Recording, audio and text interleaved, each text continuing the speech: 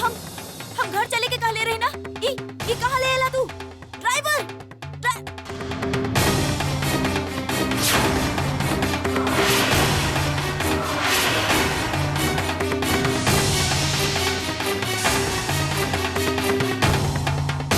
आज हम तोरा से मिलब।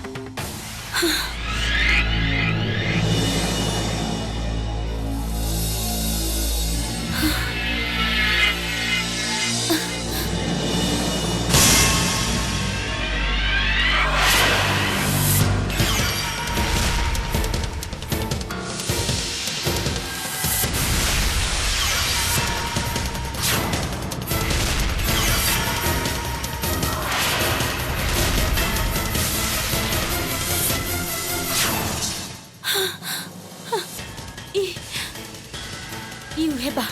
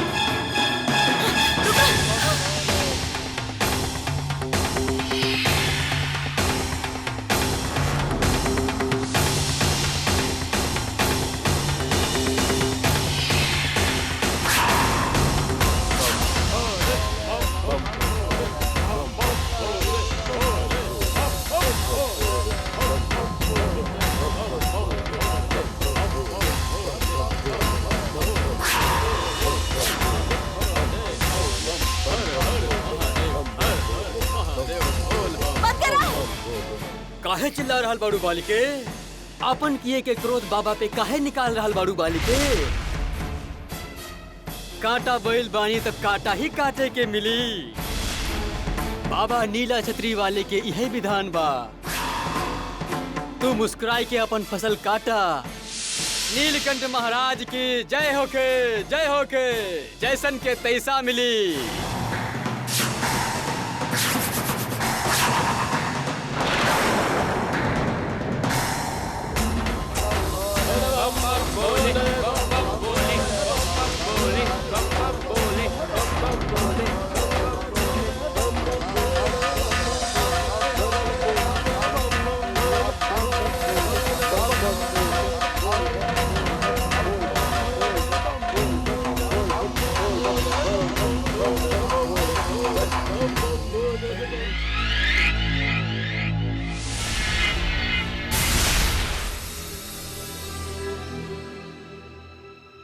कमले कहाँ बात तो हार पति आज भी ना आये।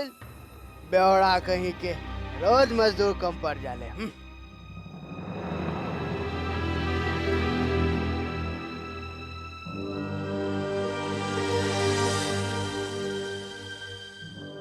Good morning uncle. का चाहिए तो के?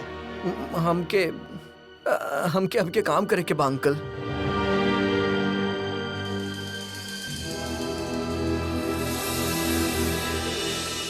यहाँ कोनो तमाशा हो रहा हा? चल जाए यहाँ से।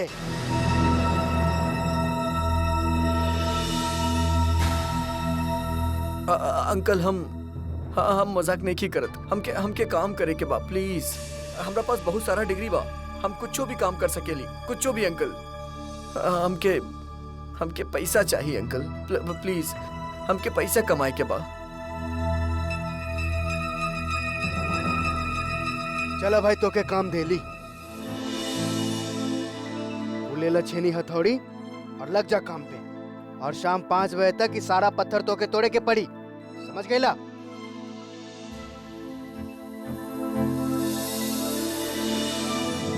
सुना? हाँ हाँ बदला में 150 रुपया मिली। मंजूर है तो के?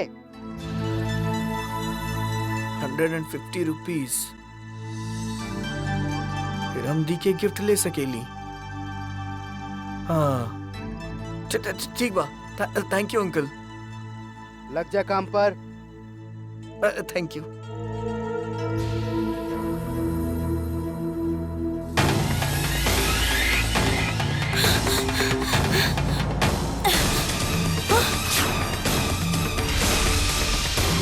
याद करा सिंदूरा ई उहे जगह पा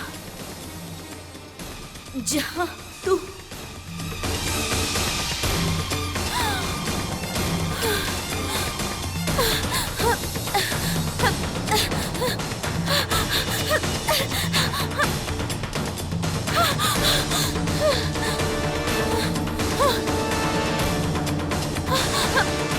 तू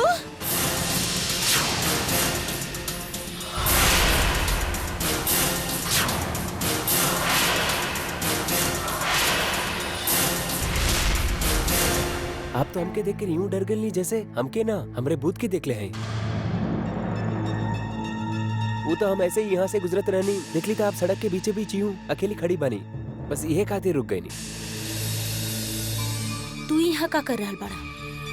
यहाँ शहर से इतना दूर तोरा का काम पड़ गए? एक्चुअली हम यहाँ ही मंदिर के कुछ फोटोग्राफ्स लेवे आयल रही। हम एकरा पे एक आर्टिकल लिखत हुई। न जाने कितना बरस से खड़ा बाई यहाँ पर, वक्त के कितना उतार चढ़ाव देख ले हुई। पता ना कितना पाप कितना पुण्य के गवाह हो चुकल हुई ये मंदिर। एकरा ध्यान से देखी थी, ऐसा ना लगेला कि मानो कितना राज ये अपन सीने में छिपाइल ये यूं ही खामोश खड़ा बा, बस ई इंतजार में कि केहू आए और एकरा से पूछे और ये सब कुछ उगल दे ओकरा सामने। ई बात के घुमा फिरा के कहीं हमरा के कुछ सुनावे की कोशिश तो ना कर रहल? काबा गाड़ी की चाबी दी लाई, हम आपके घर छोड़ देते हैं। चाबी हमरा पास नहीं है, ड्राइवर के पास बा। चाबी ड्राइवर के पास है, आप यहाँ अकेले खड़ी हैं। ड्राइवर कहाँ? वो यहाँ नहीं है, कहीं गइल बा। कहाँ गइल? हम अभी बुला के लावे थे ओकरा के। हमार मतलब बा वो यहाँ कहीं नहीं है, बीच रास्ते में ही कहीं चल गई। यहाँ ना है? तो फिर आप यहाँ तक कैसे पहुँचनी? ई बनावे की कोशिश कर रहल बाकी सचमुच अभी आइल बा। ई अभी आइल बा तो फिर ऊ के हो सकेला? खैर छोड़ी ना, आप चलिए हम आपके घर छोड़ देते हैं। चलिए दी।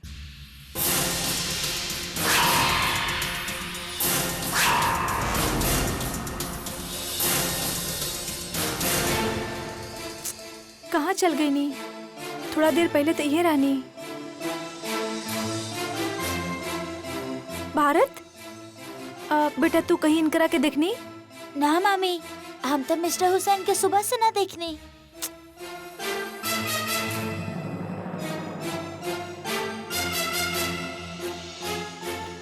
अभी बिना बताए कैसे चल गई नी सुबह से? नमस्कार विद्या रानी, नमस्कार। वैसे ही घर में चल रहल सैकड़ों कहानी में इतना खो गईल बाड़ू तू कि अपन पतिदेव के ख्याल ही ना रहल तारा। का मतलब आपके? हम सवेरे छोट ठाकुर के बहुत परेशान देखनी, फिर परेशानी में दरवाजे के तरफ वो बाहर निकल गईले भागत भागत। हम ऐसा सवेरे देखनी तो हम सोचनी के हमार कर्तव्य बा तारा आके बता दी, वरना हमके का वैसे आपसे कुछ कह के ना गईल का आपके बाल गोपाल ना? वैसे रानी हम पुराना शिव मंदिर जाता नहीं प्रार्थना करे खातिर। छोट ठाकुर खातिर भी दिल से प्रार्थना करब कि जहाँ भी हो कुशल हो मंगल हो।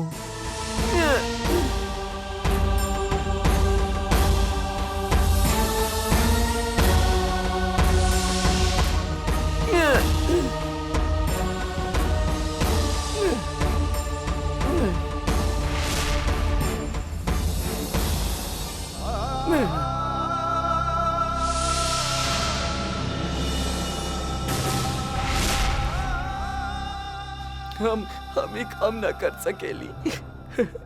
हम ही काम ना कर सकेली। हमके पैसा ना चाहिए, हमके पैसा ना चाहिए।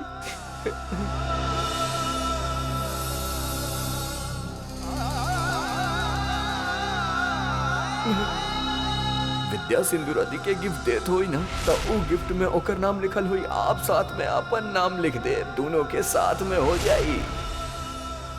विद्या बुरा ना मानी, पर बाकी का जो सारा सदस्य बाड़े कहिए कि बेईमान बाड़े, झूठा बाड़े।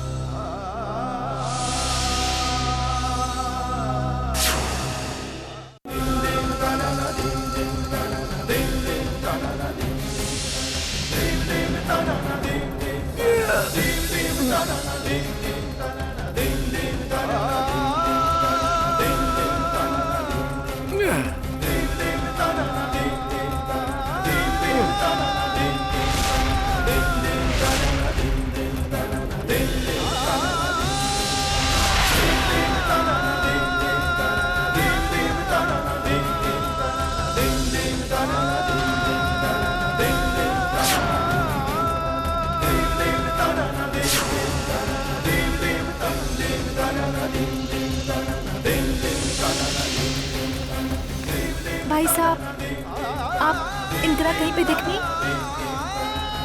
भाई साहब, आप इनकरा के कहीं पे देखनी है?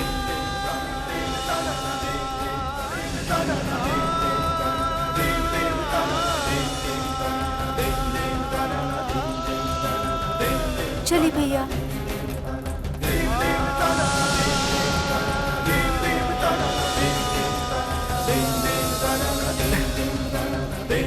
हाँ भाई चला, ब्रेक हो गई, खाना के छुट्टी चला।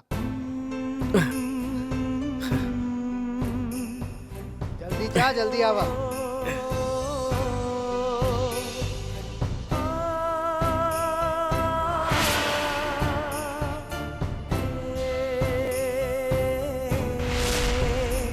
हमके भूख लाग रहल बा, पैसा भी नहीं खे, का खाई?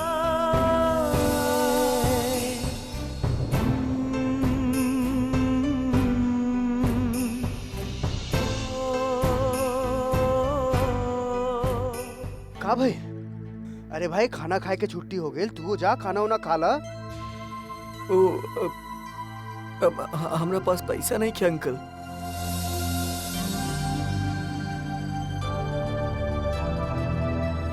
इला 20 रुपए एडवांस, जाके खाना वाना खा ला, तेनू काम करिया।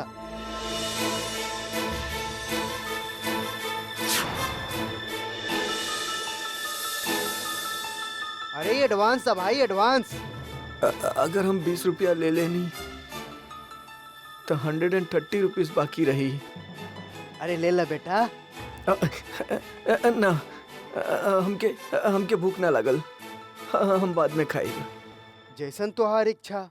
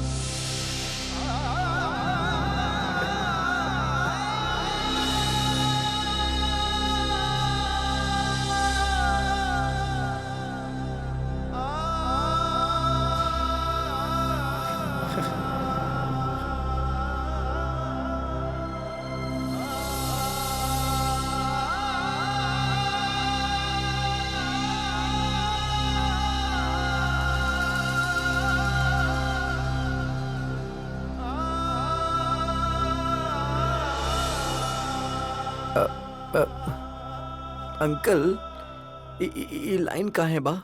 छुट्टी हो गइल बा। छुट्टी हो गई बा? काम कइल बाड़ा, पैसा तो लेबा ना? हाँ, लेवे के बा पैसा। हाँ तो चला ले में लगा आवा। Thank you.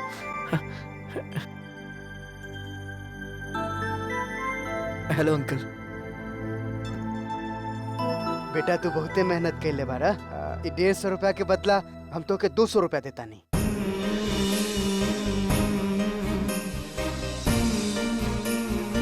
अरे ले ला बेटा, ये तुहार मेहनत के कमाई है। ला ला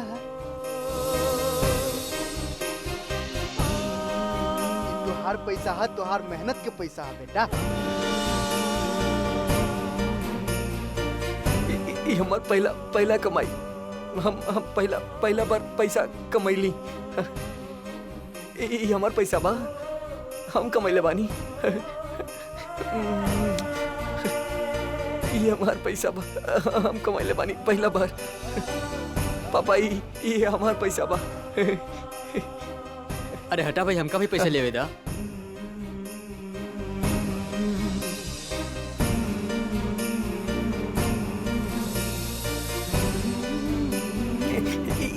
ये हमार पैसा हम कमैले बानी। ये हमार पैसा हम कमैले बानी। ये हमार पैसा।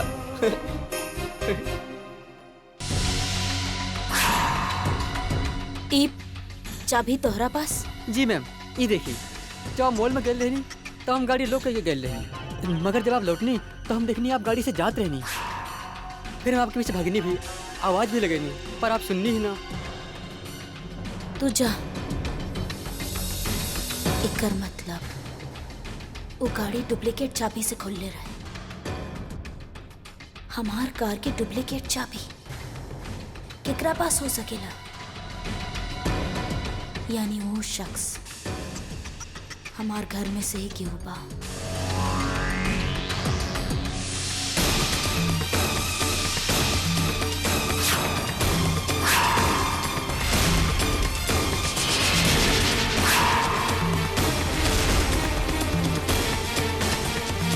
ये तो वही रंग बा जौन साधु लोग हमरा ऊपर फेंकले रहे।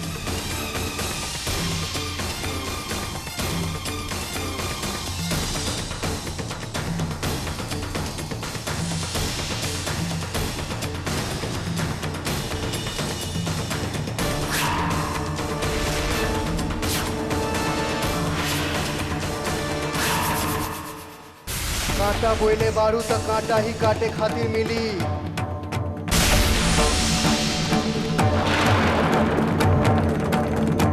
हर्ष, ई रंग कैसे लगेल तारा के? वाह प्रभु के माया, ढोल पूछे डमरू से काहे शोर मचाया। वैसे सिंदूरा दीदी, आप भी तो ऊपर से नीचे तक रंग से रंगल बानी, लेकिन हम तो आपसे कतई ना पूछनी कि आपके दामन पे रंग कैसे पड़ल। बताई। हम मंदिर गए रही, उहे पर लग गए रंग। ओह, हमार भी बिल्कुल सेम टू सेम स्टोरी बा। हम भी भोला बाबा के मंदिर गए रहनी। ओ जय जय शिव शंकर, काटा लगे ना कंकर, के प्याला तेरे नाम का पिया। ओ सिंधुरा दी, आप यहाँ अकेले खड़े होकर क्या कर रहे? हमार मतलब है अंदर चल के हाथ मुंह धोली ना, काफी सारा रंग लागल है।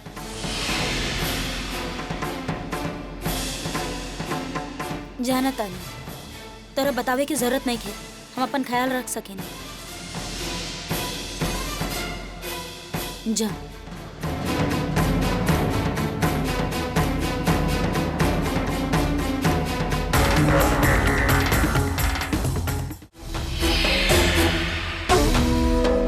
गुत्थी तो उलझते जा रहा बा। ये लोग में से क्या हो सकेला? हर्ष, तुषार, हाँ, या कार्तिक, या केहू और।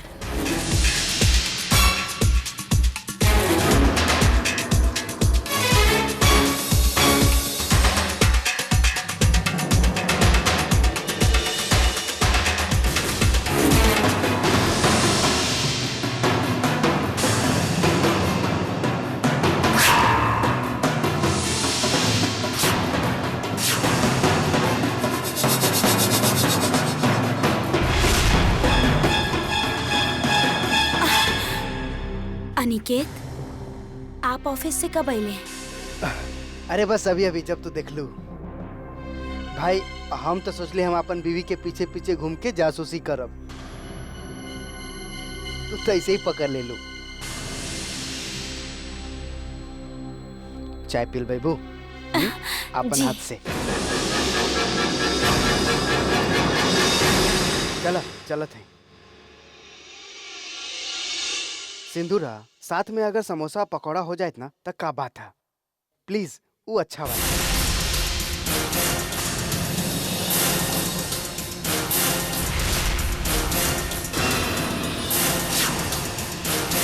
छोट वाला समोसा बनावे लो ना, बहुत बढ़िया बनावे लो। हमार कार के डुप्लीकेट चाबी अनिकेत के पास, इनका अपना पास काहे रख ले बाड़े? इनका ऐसा कौन सा जरूरत आ पड़ल? कहीं Aniket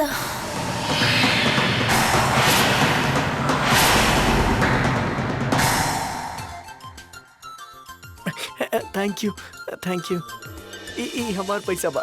thank you thank you.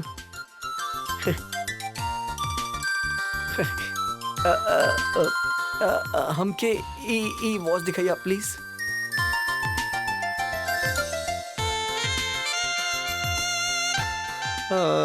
अच्छा बा।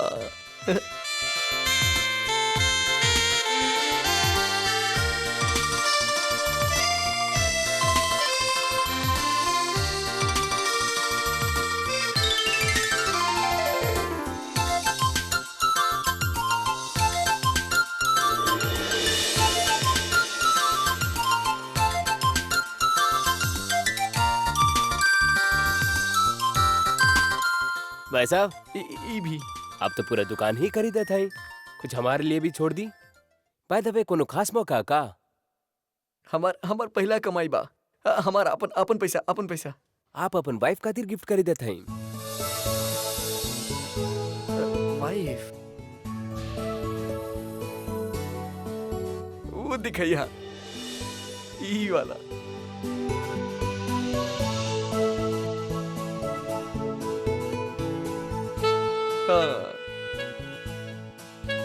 ये सब दे दा, सब हमके वो दिखाई ना।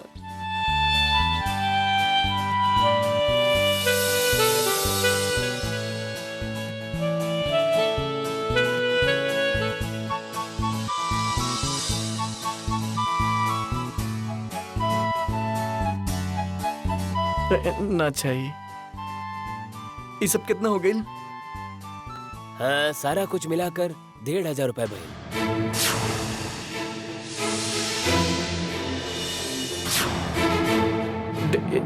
1,500 जी।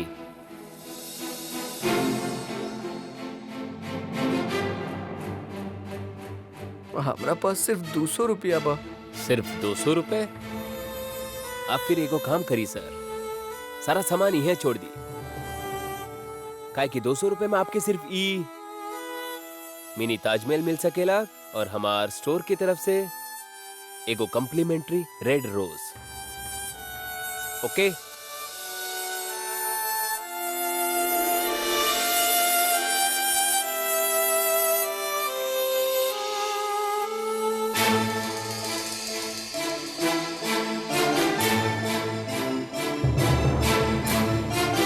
विद्या, का भइल बेटा? बहुत परेशान लग रहल बाड़ू। माँ, ये हमके कहीं पे भी ना मिलल। मगर सागर हो कहाँ? पता ना जीजाजी, जीजाजी हम आस पड़ोस सब जगह पूछ लेनी, कहीं पे भी ना मिल रहल है। हमके तो बहुत चिंता हो रहल है। लेकिन क्यों हमके पहले बतेलस का है ना?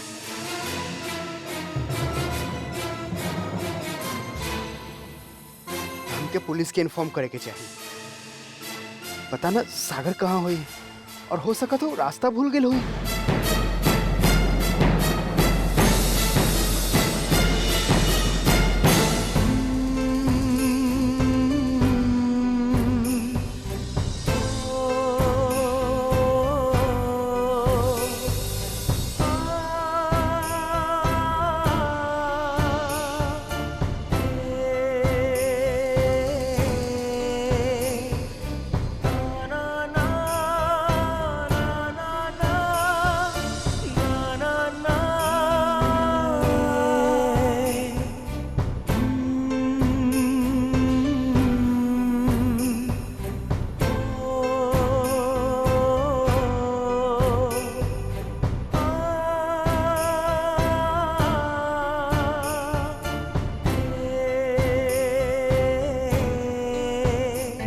जीजा जी जल्दी पुलिस में फोन करी।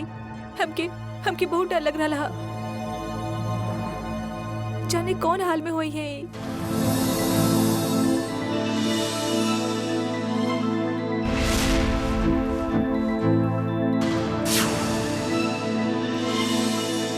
अरे मिस्टर हुसैन आ गए।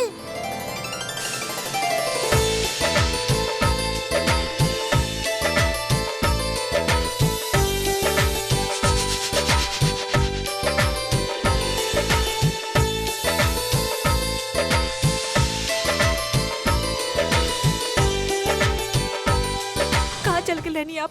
पता हम कितना परेशान रहनी। हम हर जगह आपके ढूंढत रहनी। ऐसे ऐसे क्यों बिना बताइल जाला का? हाँ, हमार जान निकल गए रहे। कितना परेशान करत बानी आप हमके। बहुत नाराज बानी हम आपसे।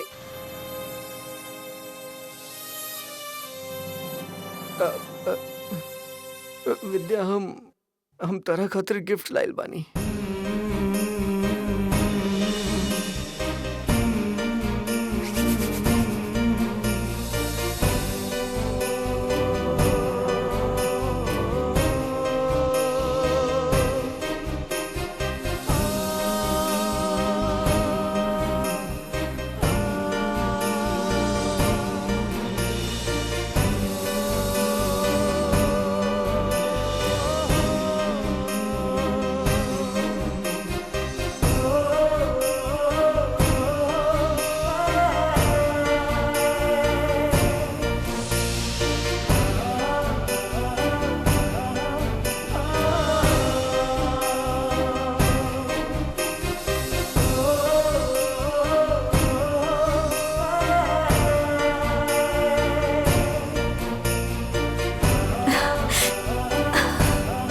और घुमाना ना घुमाब हम। Please.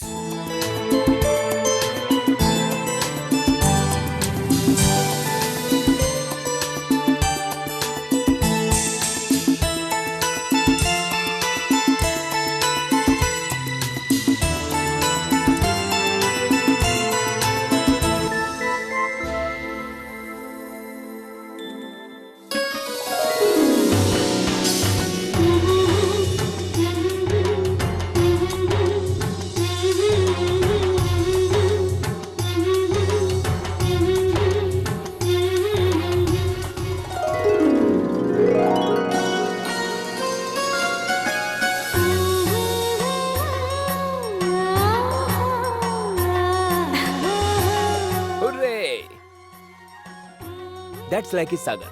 Very well done. Thank you. Vidya, हमके भूख लागत बा। हमरा पेट में चूहा दौड़त बा। हम अभी लावत है। Thank you. सुनी, सूत भी गई नहीं। बेचारे बहुत थक गए हुए हैं।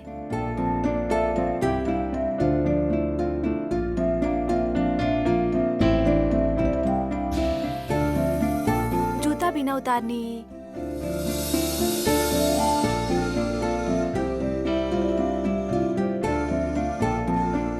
आखिर गईल कहाँ रहे जे इतना गंदा होके आयल है।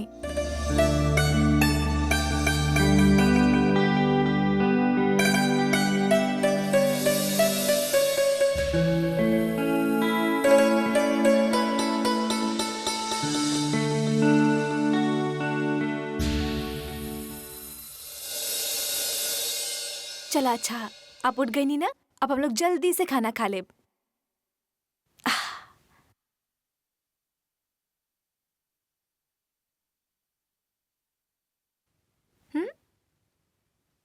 चली, सबसे पहले तो प्रसाद खाई।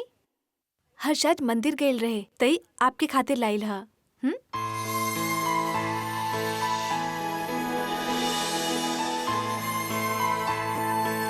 अगर विद्या हमार हाथ पे निशान देख ले ली तो ओकरा बहुत दुख होई।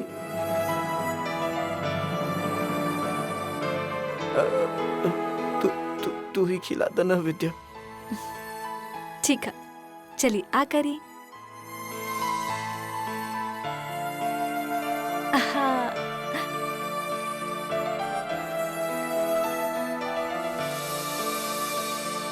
चलिए अब खाना शुरू करी।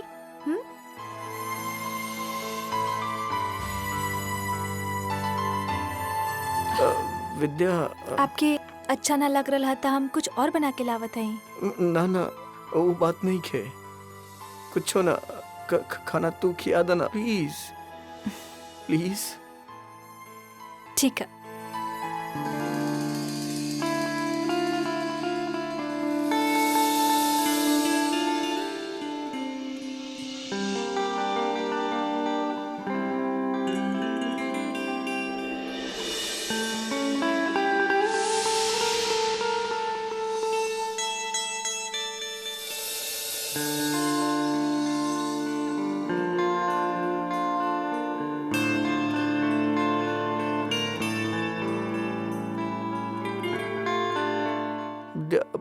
तू भी खा, हमके पता बा तू सवेरे से कुछ ना खइले बाड़ू। ना ना आप खाई, हम बाद में खा ले। ना तू भी खा।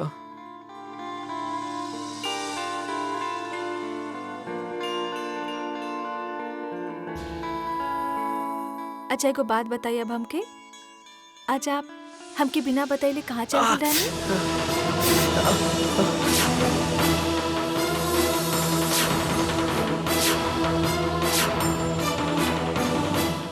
का भइल आपके हाथ में? कुछ ना। हमके हाथ दिखाई अपन। कुछ ना। हाथ दिखाई, हाथ दिखाई।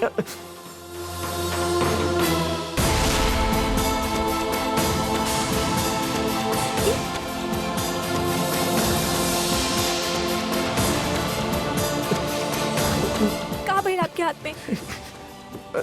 वो हाथ दिखाई।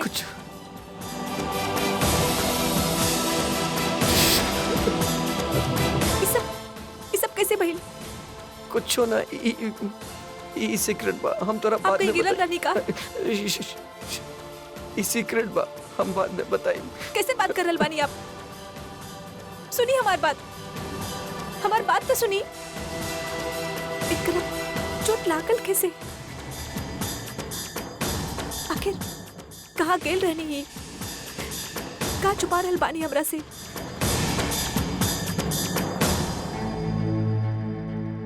भाई जल्दी तैयार हो जाइए, आज हम अपन बीवी के बहुत बड़ सरप्राइज दे वाला है। आजकल तो आपके हर बात में सरप्राइज हो खेला।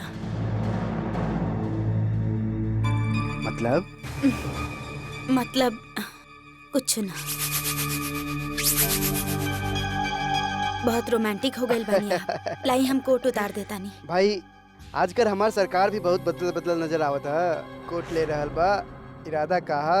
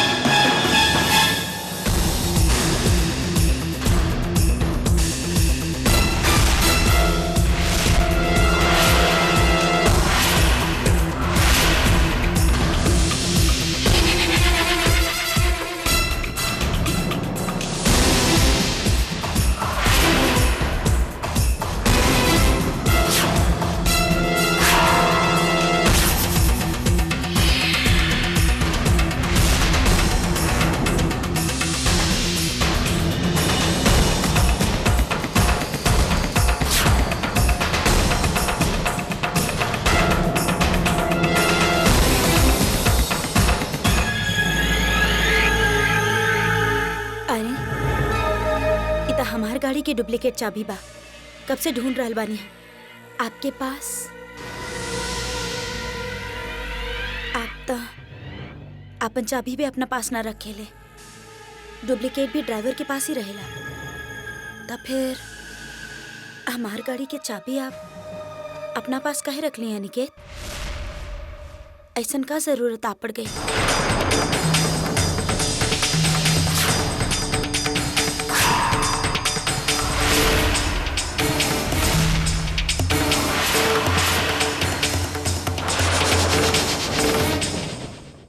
बताई ना निके, हमार गाड़ी की चाबी आप अपने पास काहे रख ले बानी?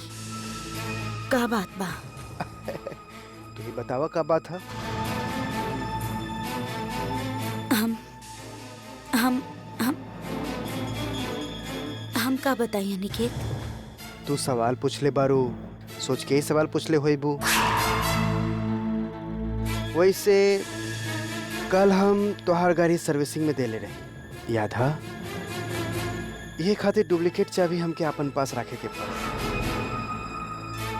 शाम के चाबी ऑफिस में भूल आयल रहनी, आते वक्त नजर पड़ल तो उठा ले ही नहीं।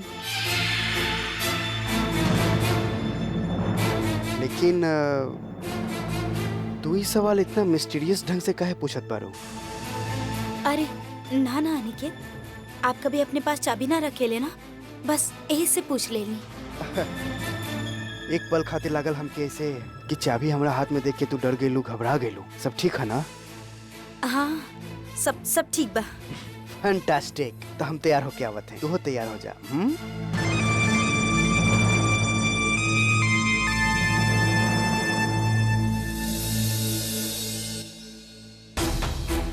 एक बार तो आप बच गए नहीं अनिकेत, अगे हमके आप पर शक हो गई बा। कहीं कहीं आप ही तो वो नहीं खे जो हमारा रास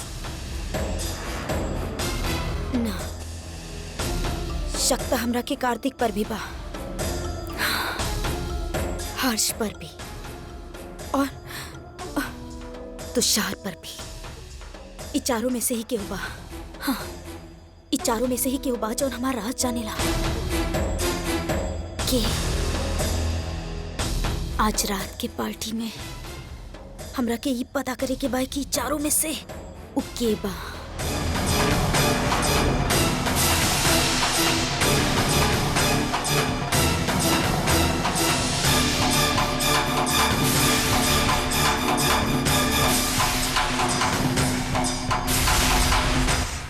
उ जौन केहू भी बा, ओकर हाथ में घाव के निशान जरूर होगी। हाँ, हमरा के पता करे के बा कि ई घर में केकर हाथ पर वो निशान बा। हाँ।